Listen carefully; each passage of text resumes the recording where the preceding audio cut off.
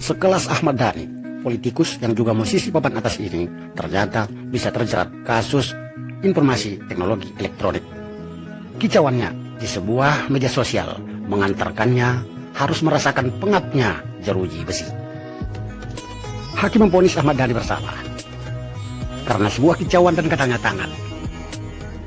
Musisi yang dikagumi dan idolakan banyak orang itu harus berurusan dengan hukum. Satu perbuatan yang tidak perlu dicontoh. Sony Eranata yang akrab dipanggil dengan Ustadz Maher Atuali, salah satu penceramah yang kata-katanya menyebabkan dia harus mendekam di dalam penjara. Ustadz yang biasanya berbicara di atas mimbar ini terbelit kasus ujaran kebencian yang termasuk dalam Undang-Undang Informasi Transaksi Elektronik terhadap seorang habaib yang juga penceramah seprofesi dengannya.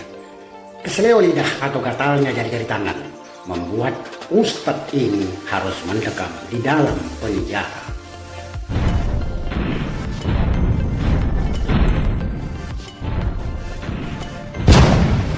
Korban Undang-Undang ITE selanjutnya adalah seorang musisi Jering berasal dari kota Bali. Niat hati awalnya hanya ingin mengkoreksi kinerja Ikatan Dokter Indonesia di masa COVID-19. Namun karena kurang santunnya bahasa dan mengakibatkan orang lain merasa keberatan dan kecewa, mengakibatkan Jering harus berurusan dengan pihak berwajib. Bui pun menjadi jawaban atas keteledorannya menggunakan media sosial.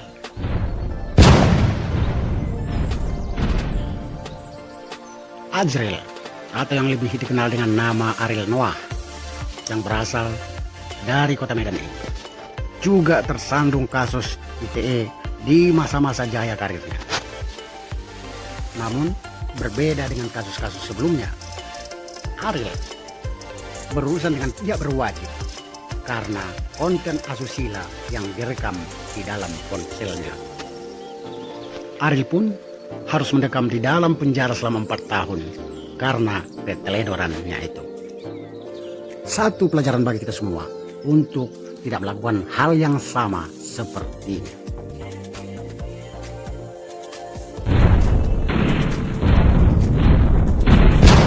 Sugik Nur Raharja atau yang lebih dikenal dengan Gus Nur, seorang penceramah yang juga ustadz yang memiliki pondok pesantren besar ini, juga harus berurusan dan merasakan lembabnya sel penjara.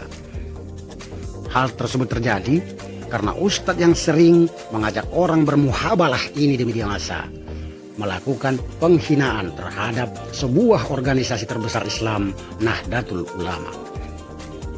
Akibatnya sungguh fatal, organisasi NU melaporkan Gus Nur, sehingga Gus Nur harus menjadi pesakitan dan merasakan pengapnya sel penjara.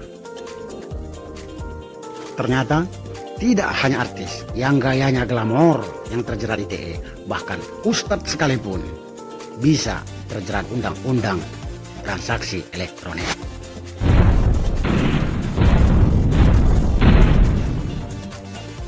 Undang-undang informasi transaksi elektronik yang menjerat baik Nuril, warga dari Nusa Tenggara Barat ini, menjadi pusat perhatian publik. Hal tersebut karena undang-undang yang menjeratnya adalah merupakan pembelaan diri dari apa yang diterima olehnya. Berawal dari kelakuan gatal sang atasan yang selalu melakukan pelecehan terhadap baik Nuril. Hal tersebut membuat ia mengunggah pembicaraan dan kata-kata sang atasan yang selalu menggoda dan menghinanya.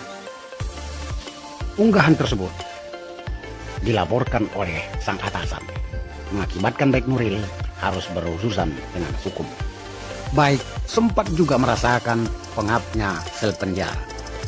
Namun rasa kemanusiaan dan simpati dari masyarakat luas membuat baik Nuril dapat bernapas lega. Endingnya baik Nuril pun kemudian melaporkan balik atasannya. Ibu Baik Nuril termasuk satu dari sekian banyak orang yang beruntung dalam perjalanan kasusnya. Animo dan simpati masyarakat dapat mempengaruhi putusan hukum.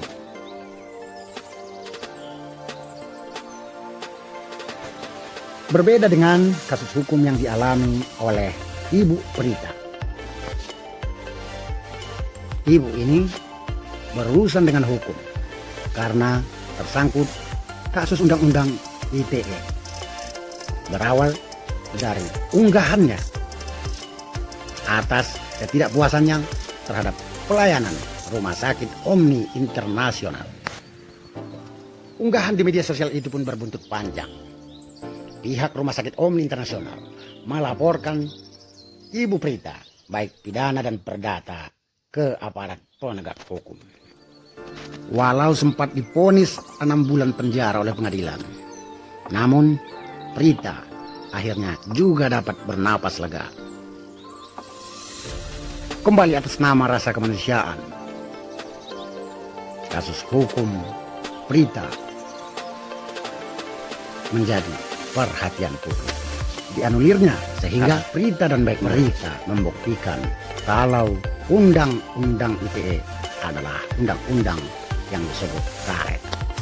Pasal karet undang-undang ITE ini masih menjadi perdebatan dan debat kusir di mana-mana.